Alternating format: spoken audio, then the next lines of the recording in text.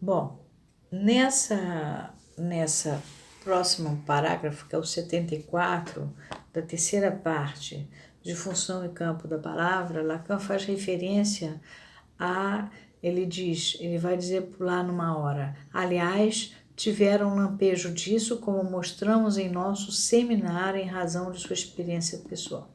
Então, eu vou falar um pouquinho do que ele diz nesse seminário, que é exatamente o dessa época. Ele está já com a escola dele.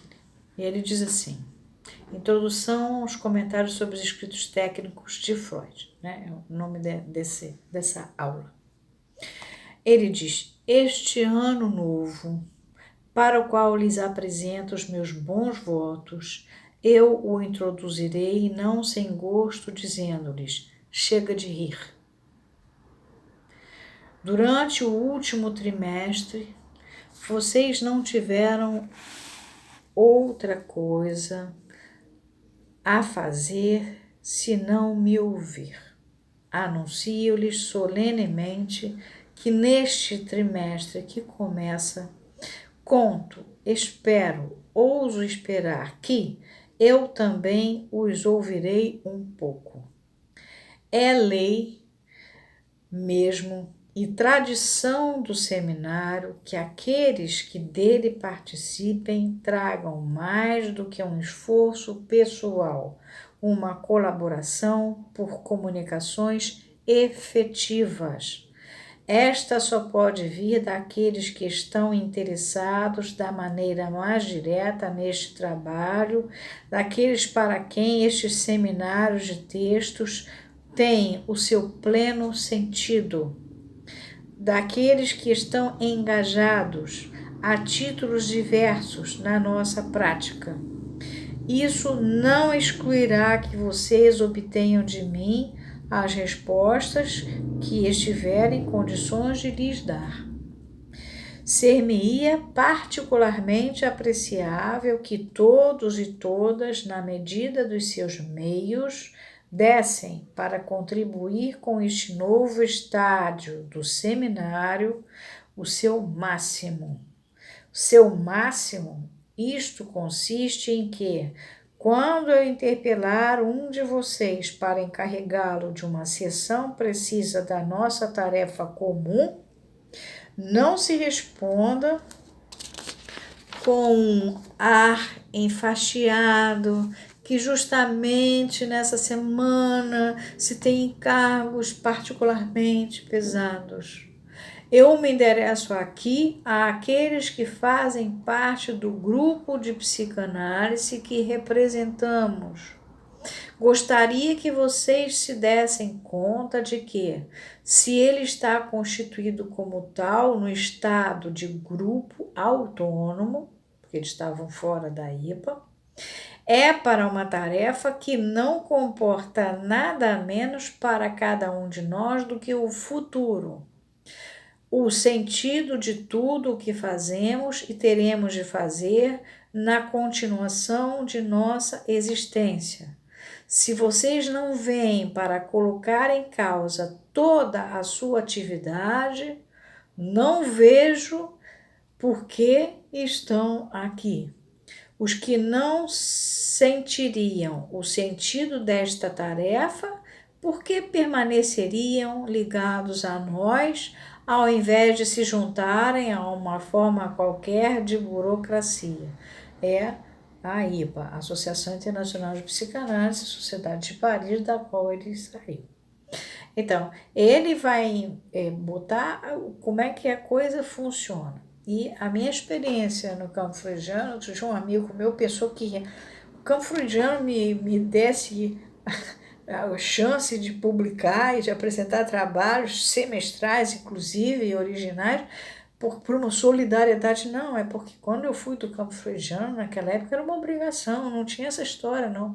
Você tinha que apresentar trabalho, você estava ali para contribuir com a psicanálise.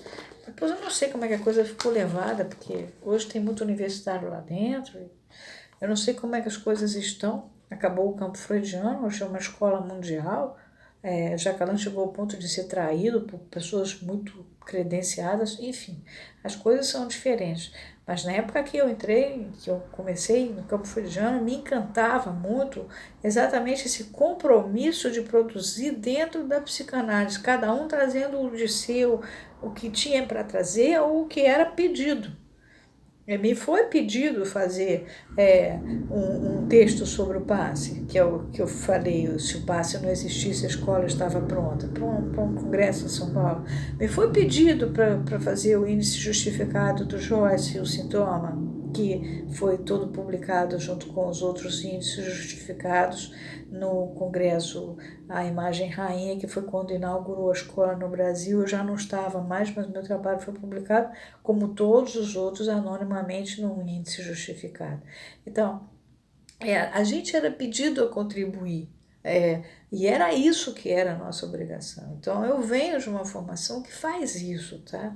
Vou continuar um pouquinho mais do Lacan para vocês verem como é que ele pensava. Essas reflexões são, a meu ver, particularmente pertinentes no momento em que vamos abordar o que comumente se chamam os escritos técnicos de Freud. Escritos técnicos é um termo já fixado por uma certa tradição. Durante a vida de Freud, apareceu sob o título de Kleine Neurosen Schrift um pequeno volume em oitavo que isolava um certo número de escritos de Freud que iam de 1904 a 1919 e cujo título, apresentação e conteúdo indicavam que o seu tema era o método psicanalítico. O que motiva e justifica esta forma é que cabe alertar algum prático inexperiente que gostaria de se lançar na análise e que é preciso lhe evitar um certo número de confusões quanto à prática do método, quanto à sua essência também. Encontramos nesses escritos passagens extremamente importantes para apreendermos o progresso que teve no curso destes anos a elaboração da prática, desses anos que ele citou, de 1904 a 19. Neles vemos aparecer gradualmente noções fundamentais para compreender o modo de ação da terapêutica analítica, a noção de resistência e a função da transferência, o modo de ação e de intervenção na transferência, e mesmo, até um certo ponto, o papel essencial da neurose de transferência. Inútil, pois, sublinhar ainda mais que esse pequeno grupo de escritos tem um interesse todo particular. É certo que esse agrupamento não é completamente satisfatório e o termo escritos técnicos não é talvez o que lhe dê a sua unidade. Essa unidade não é menos efetiva. O conjunto testemunha uma etapa no pensamento de Freud. É sob esse ângulo que o estudaremos. Há aí uma etapa intermediária. Ela segue o primeiro desenvolvimento daquilo a que alguém, um analista cuja pena, quer dizer, caneta, né, nem sempre é da melhor veia, mas que fez, nesta ocasião, um achado bastante feliz e até bonito, chamou a experiência germinal de Freud. Ela precede a elaboração da teoria estrutural. Ou seja, que é o que Freud vai descobrir a partir de... que é a segunda tópica. O começo dessa etapa intermediária deve ser situado entre 1904 e 1909. Em 1904, aparece o artigo sobre o método psicanalítico, de que alguns dizem que é onde, pela primeira vez, emerge a palavra psicanálise. O que é falso, porque foi empregada por Freud bem antes, mas enfim, ali ela é empregada de maneira formal e no próprio título do artigo. Isso é verdadeiro. Eu já expliquei para vocês, Freud usou a palavra psicanálise, que foi inventada por um inimigo dele, lá em 1800 e tal, antes até do projeto. 1909 é o ano das conferências da Clark University da viagem de Freud à América, acompanhado por seu filho Jung. Quem chama Jung de filho de Freud é Lacan. Se retornarmos as coisas ao ano de 1920, vemos elaborar-se a teoria das instâncias, a teoria estrutural ou ainda metapsicológica, como Freud a chamou. Meta é o que está para além da psicologia, da coisa psicológica. Aí está um outro desenvolvimento que ele nos legou de sua experiência e de sua descoberta. Como vocês veem, os escritos ditos técnicos escalonam-se entre dois desenvolvimentos. É o que lhes dá seu sentido. Acreditar que tiram sua unidade do fato de que neles Freud fala da técnica é uma concepção errada. Em certo sentido, Freud nunca cessou de falar da técnica. Só é preciso evocar perante vocês os estudos sobre a histeria, que ele põe em alemão, que não passam de uma longa exposição da descoberta da técnica analítica. Sim, que ele vai evoluindo. Ali vemos a informação e é o que constitui o valor desses estudos. Se quisesse fazer uma exposição completa, sistemática do desenvolvimento da técnica em Freud, é por eles que se deveria começar. A razão pela qual não tomei os estudos sobre a histeria está apenas do fato de que não são facilmente acessíveis, porque nem todos vocês leem o alemão, nem mesmo o inglês. Sem dúvida, há outras razões além dessas de oportunidade que fazem com que eu tenha escolhido os escritos técnicos. E aí, repara, ainda não existia a Standard Edition feita, nem traduzida para todas as línguas, mas ele já estava deixando claro que história é essa de teoria da técnica, entendeu? O que a gente tem é uma prática clínica e o Freud vai desenvolvendo uma técnica.